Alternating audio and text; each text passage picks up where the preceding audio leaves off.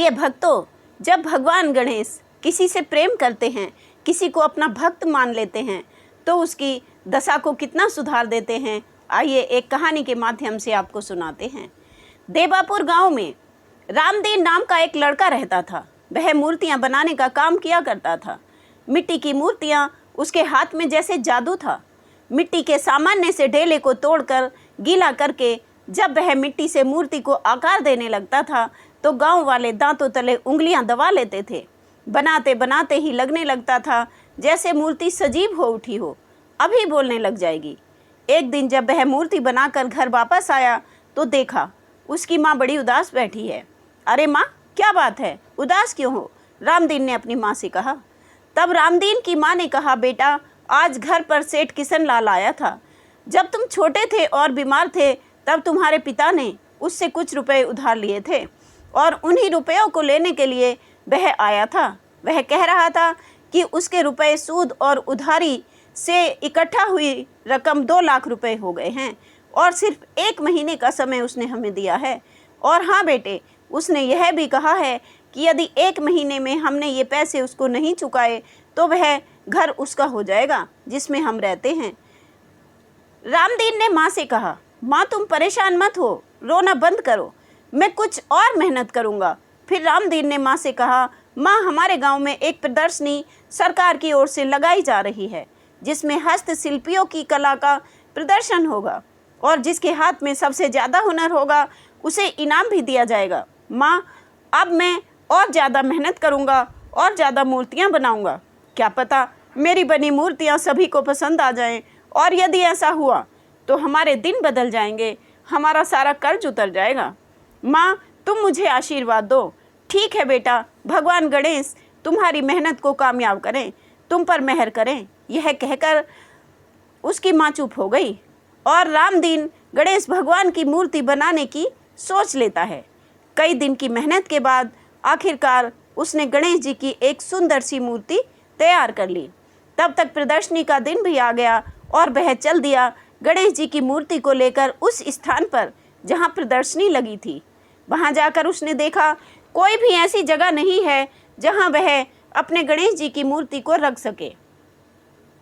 तब वह एक दुकान के सामने पहुँचा और दुकानदार से कहने लगा, भैया तुम्हारी दुकान के चबूतरे पर मैं भी अपनी मूर्ति रख लूं? दुकानदार हंसकर बोला, क्या करेगा एक मूर्ति रखकर, और वैसे भी ये कोई मूर्ति है? मिट्टी का एक ढांचा सा लगता है, यह मेरी दुकान पर रखने लायक बिल्कुल नहीं है। ऐसा कहकर दुकानदार ने रामदीन से मूर्ति ली और जमीन पर पटक दी।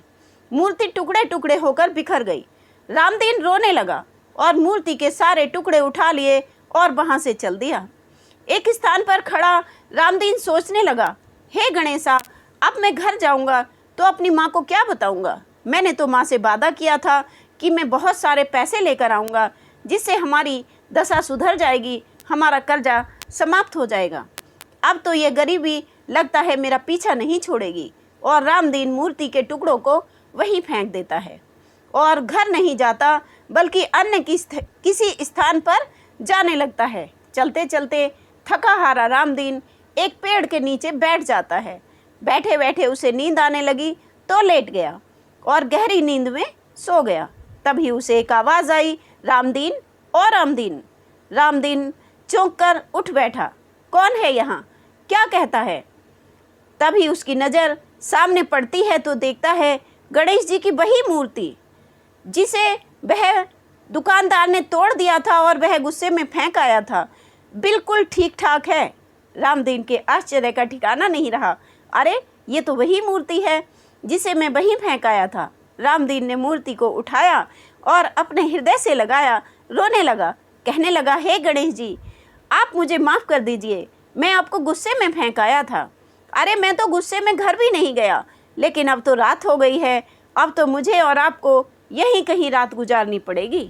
और वह मूर्ति को अपने साथ लेकर सो गया। सुबह ठंडी ठंडी हवा और चिड़ियों के चहचहाने से रामदीन की आंख खुली तो वह उठकर बैठ गया।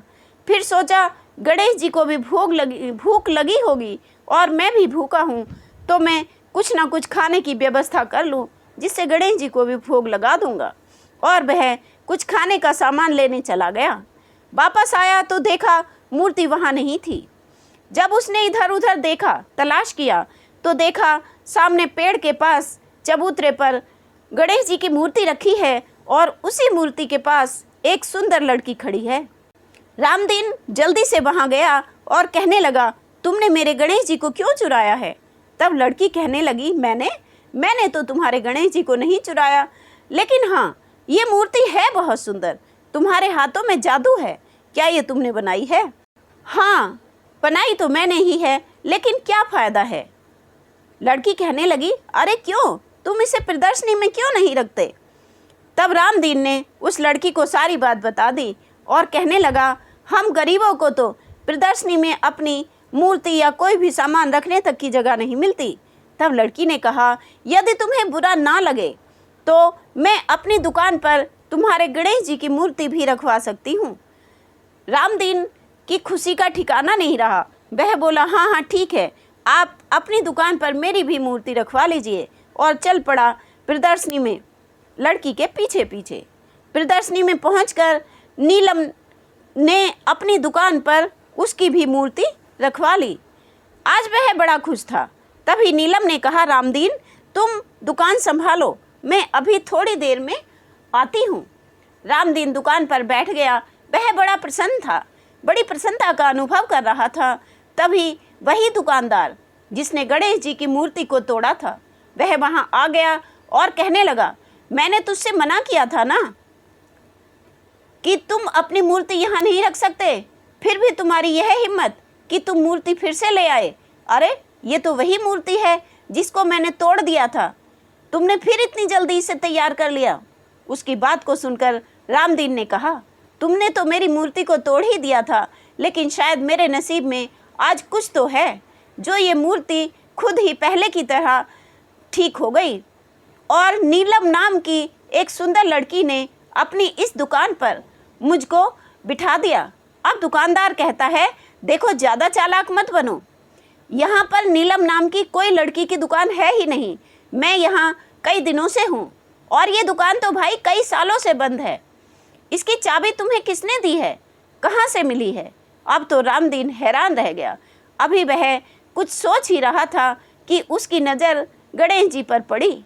उन्हें देखकर उसे कुछ अलग ही एहसास होने लगा। पहले टूटी हुई मूर्ति का वापस सुंदर मूर्ति में बदल जाना, फिर नीलम का जंगल में मिलना, वापस प्रदर्शनी में मूर्ति का रखवाना, दुकान देकर नीलम का गायब हो जाना। रामदीन ने जब कड़ियाँ जोड़नी शुरू की तो उसे ये सब समझते देर न लगी कि ये सब गणेश जी की ही कृपा है। तो वह गणेश जी के आगे सिर झुकाकर प्रार्थना करता है, हे प्रभु मुझे क्षमा कर दो, मुझसे बहुत बड़ी भूल हो गई। तभी एक बहुत धनवान सा दिखाई देने वाला सेठ दुकान पर आया और बोला, ये गणेश जी की मूर्ति आप कितने में बेचेंगे? अब तो रामदीन के मन में कुछ बड़ा हो गया। वह कहने लगा, पहले तो मैं इस मूर्ति को बेचना चाहता था, लेकिन अब मैंने इसे बेचने का इरादा बदल दिया है, अब मैं इसे नहीं बेचूंगा। तब सेठ जी ने कहा, कोई बात नहीं, तुम ऐसी ही एक मूर्ति मुझे बनाकर दे देना, मैं तुम्हें मुंह मांगी कीमत दूंगा। ठीक है सेठ जी, मैं आपको ऐसी ही एक और मूर्ति बनाकर दे दूंगा। तभी सेठ ने 1 रुपयों की पोटली रामदीन को देते हुए कहा, सुनो भाई, इसमें 2 लाख रुपए हैं। ये रुपए आपके काम की पेशगी हैं। जब आप मूर्ति बना देंगे तो मैं आपको 3 लाख रुपए और दे दूंगा।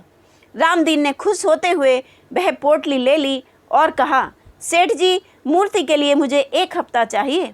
कोई बात नहीं, तुम 1 हफ्ता ले लो, कितना भी समय ले लो, लेकिन मूर्ति मुझको बिल्कुल ऐसी ही चाहिए। अब रामदीन की खुशी का ठिकाना ना था। उसने गणेश जी की मूर्ति को उठाया, अपने हृदय से लगाया, दुकान बंद की और घर आ गया। सबसे पहले वह माँ को लेकर सेठ के पैसे चुका कर आया और फिर अपनी माँ से सब बात बताई। कहने लगा, माँ देखो, भगवान गणेश कितने दयालु हैं, उन्होंने हमारे सारे कष्ट दूर कर दिए। 10 दिन बाद रामदीन ने व्यापारी को गणेश जी की वैसी ही मूर्ति बनाकर सौंप दी और बाकी के रुपए भी ले लिए। रामदीन ने अपनी वह जादुई गणेश जी की मूर्ति अपने घर के मंदिर में स्थापित कर ली और नित्य पूजा करने लगा। अब बड़े पैमाने पर वह मूर्ति बनाने लगा उसकी बनाई मूर्तियों की सुंदरता देखते ही बनती थी और देखते देखते पूरे देश में उसका नाम, उसके काम की तारीफ होने लगी। प्रिय भक्तों, यदि आप भी चाहते हैं कि गणेश जी आपके जीवन में खुशहाली लाएं, भगवान गणेश का जादू आप पर, आपके परिवार पर निरंतर बना रहे, तो चैनल को सब्सक्राइब करके कमेंट में जय श्री गणेशाय नमः लिखना ना भूलें। हर हर महादेव।